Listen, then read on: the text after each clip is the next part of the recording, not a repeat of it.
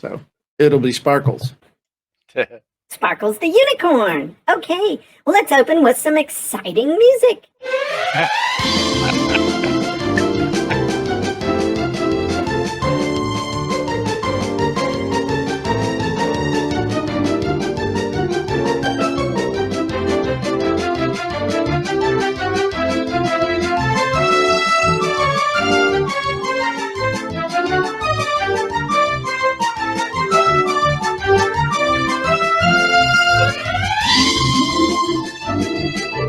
Okay, that goes on a little bit too long. Hey, everybody!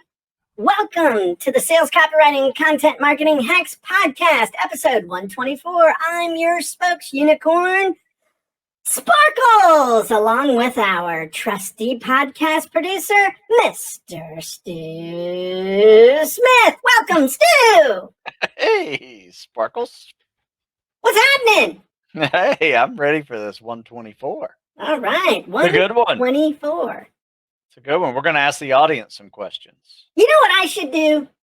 I should start playing the lottery. And I'll tell you why. Now that we're up to 3 numbers, every week I should play the podcast episode number for the pick 3. What do you think? Why not? Well, that's what I'm saying. So, that's what I'm saying. Why not? I'll try it. Cool. Me too. You got lottery in Maryland? Have to go by the gas station. Yeah.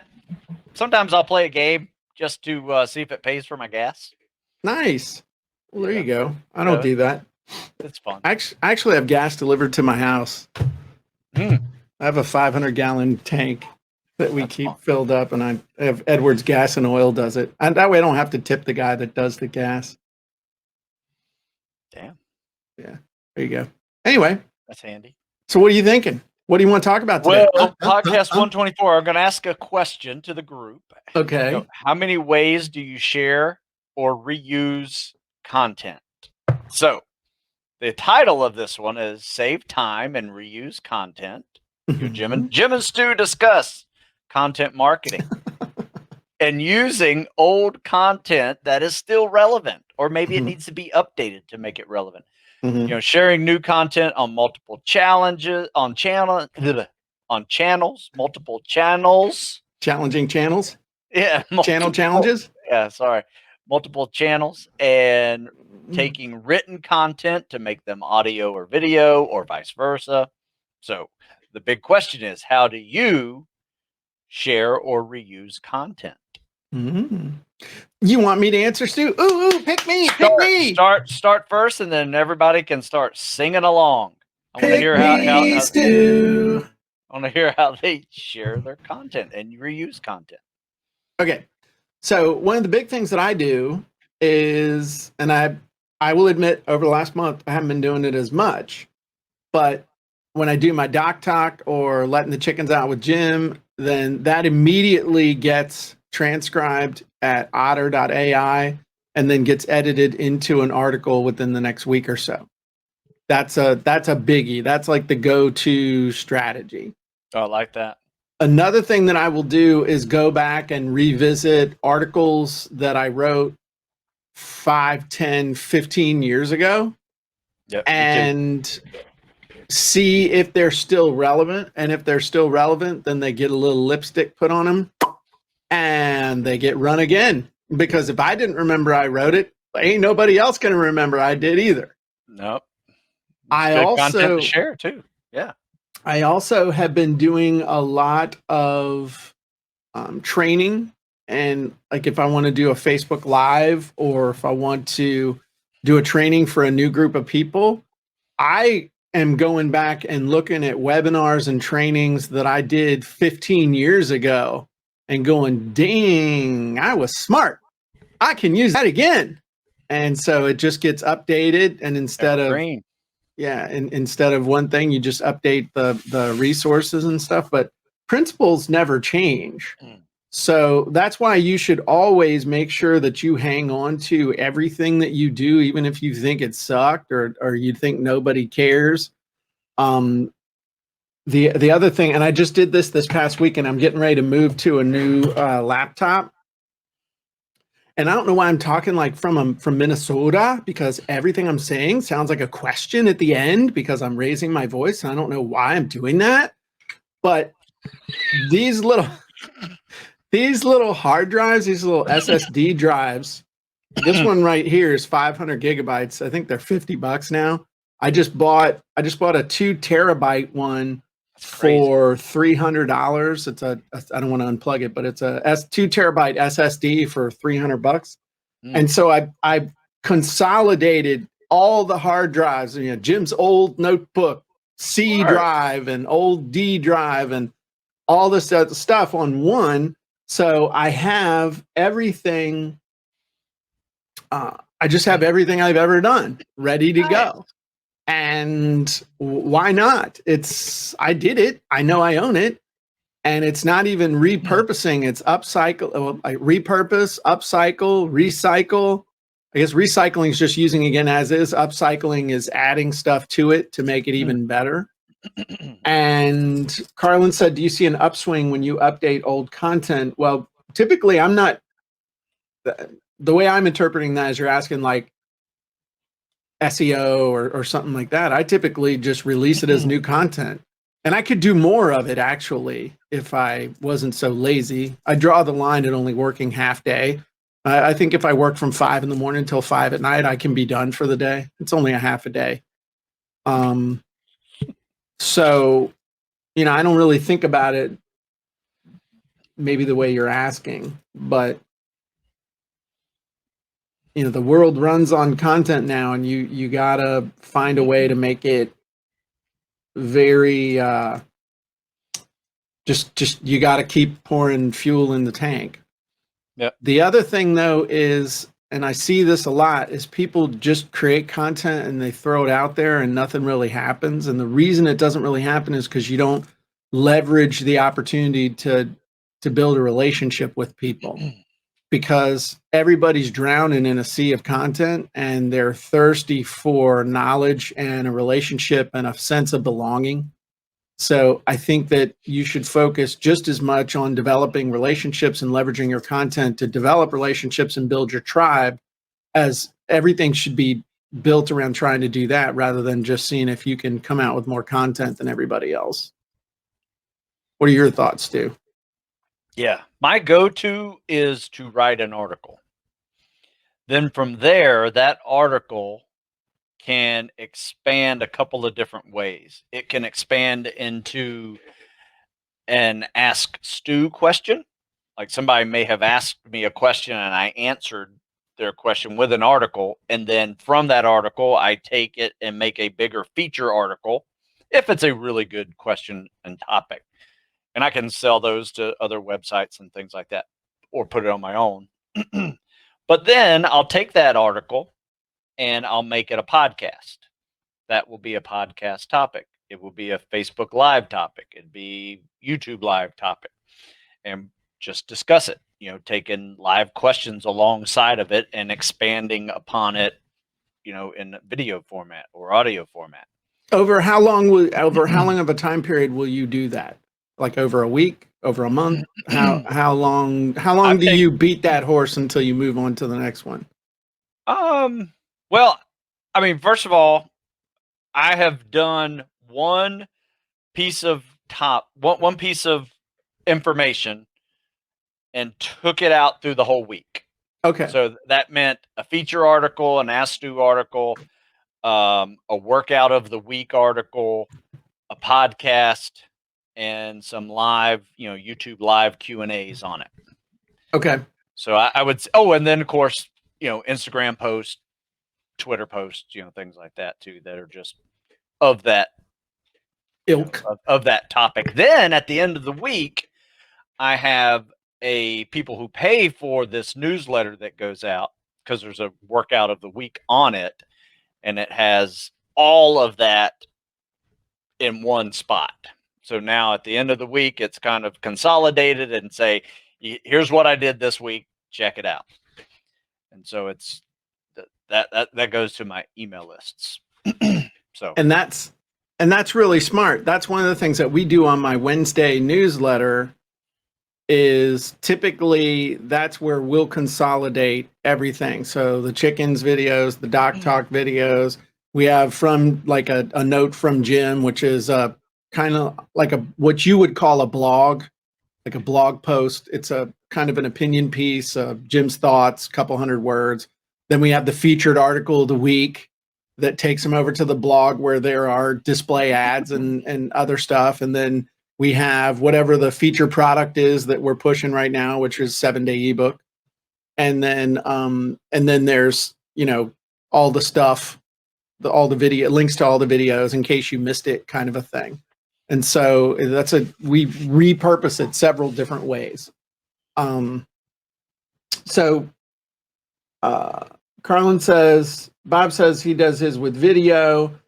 Carlin says puts it on multiple Facebook page posts, uses it in comments, going for SEO traffic. Vicky says I repurpose my old blog posts on Medium and Facebook. And Bob says no 4-hour work week for Jim. The 4-hour work week was a crock.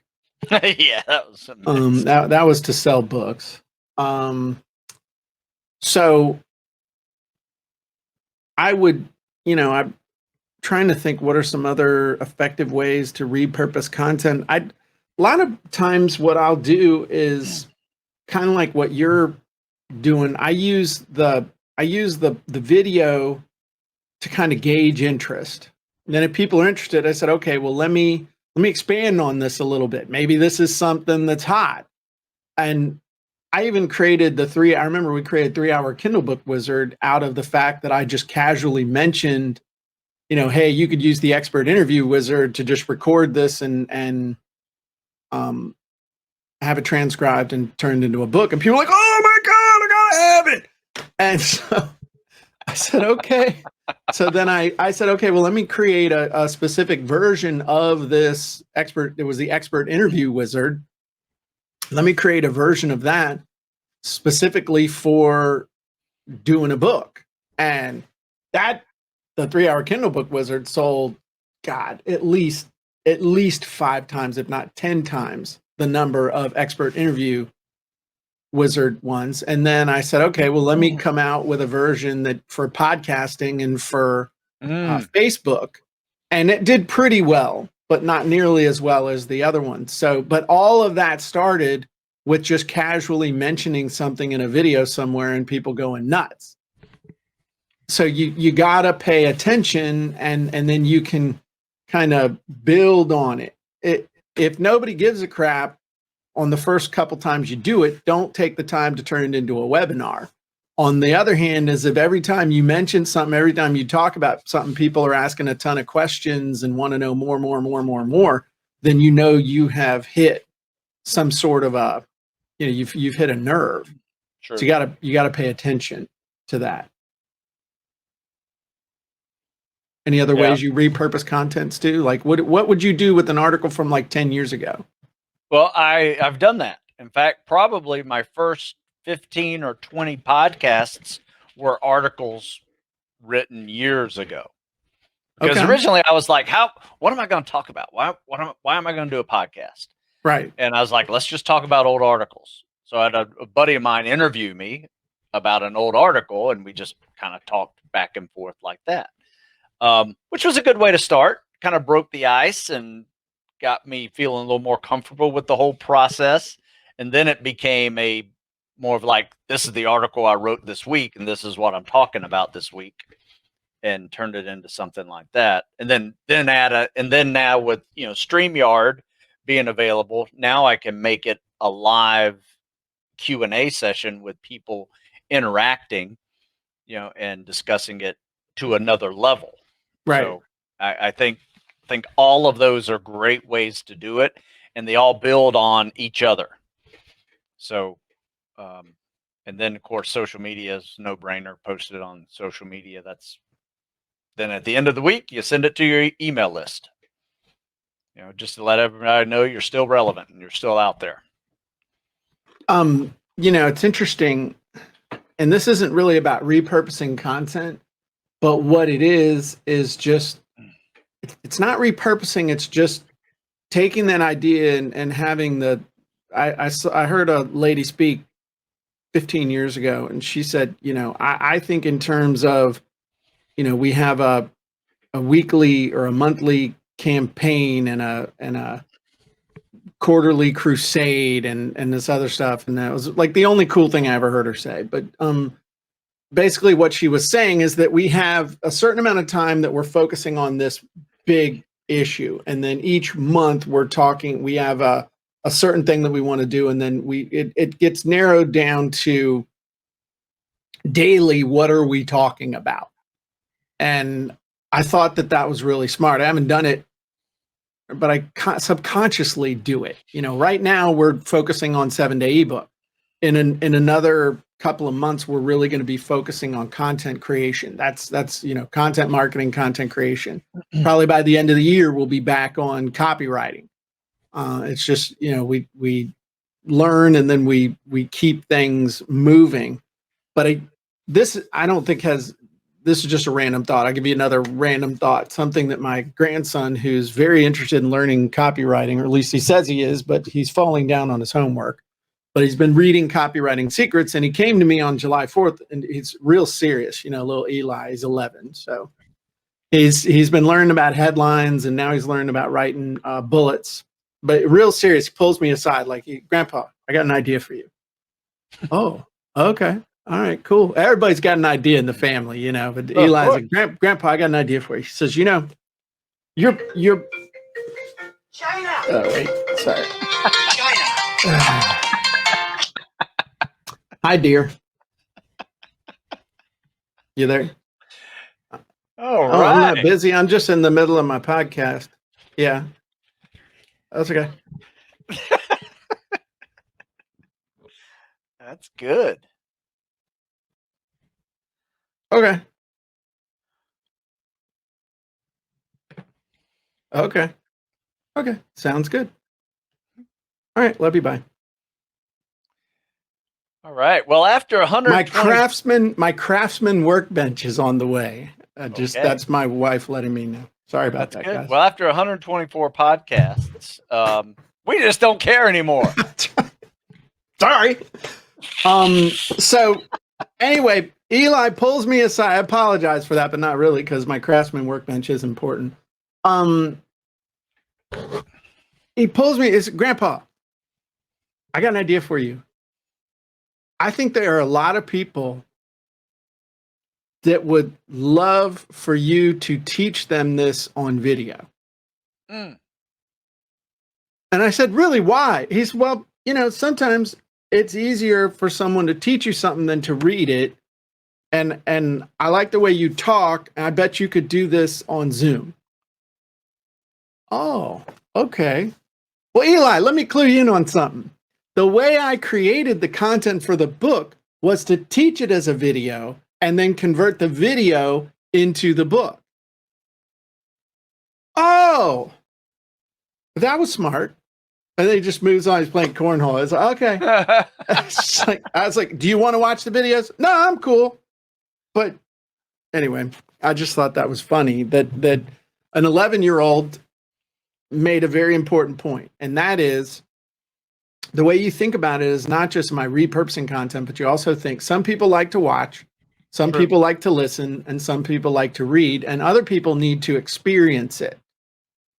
And something that we have been doing with another project that I'm working on, but I think what we're going to do is, Stu and I want to talk to you about this, but the gist of it is instead of doing wizard walkthroughs, we've been doing mini wizard workshops where for 30 minutes, we actually use a wizard as a group, and then everybody's getting feedback, and people are getting some amazing results.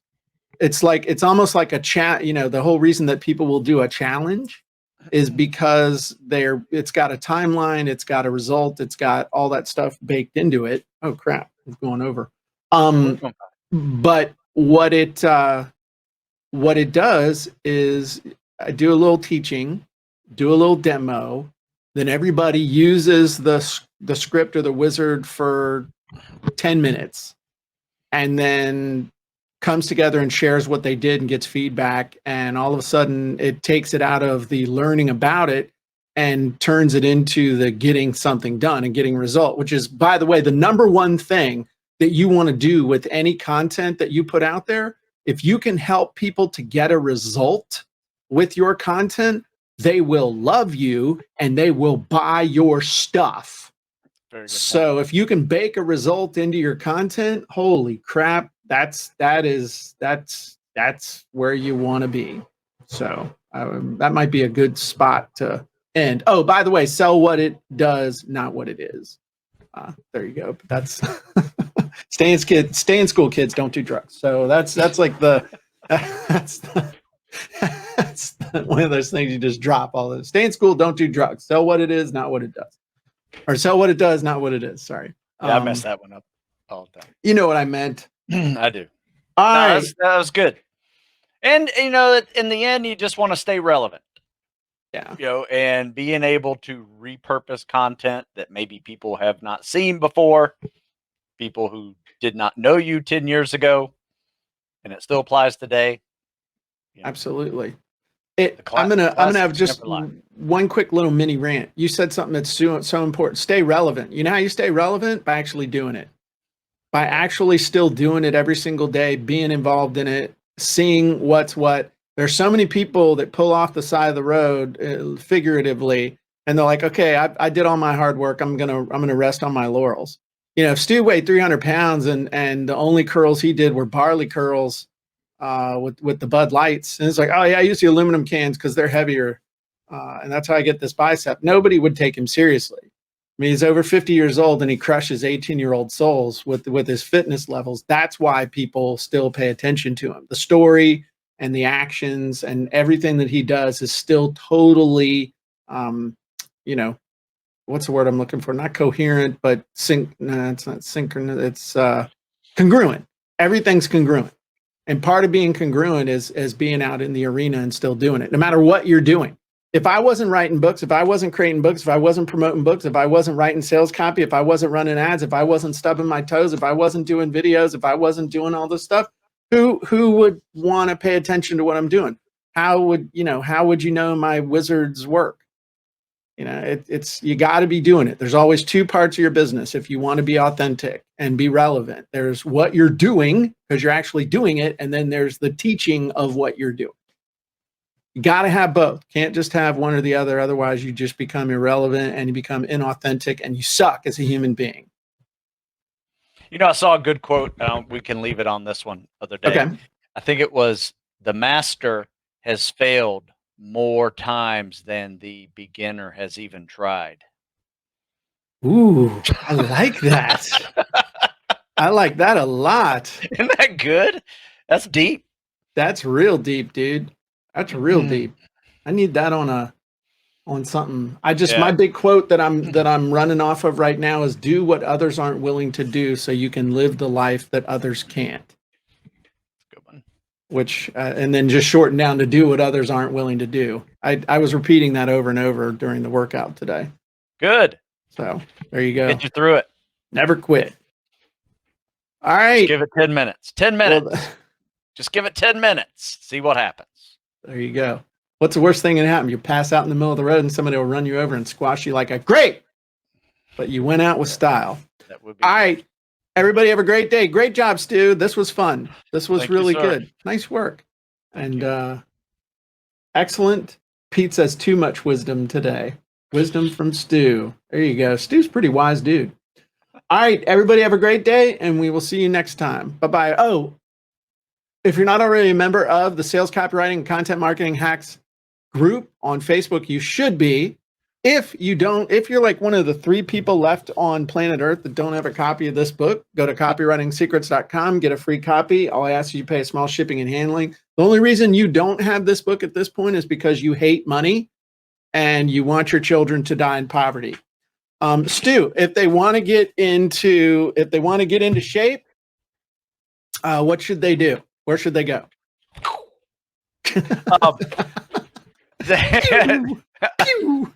StuSmithFitness.com. You can All right. check it out.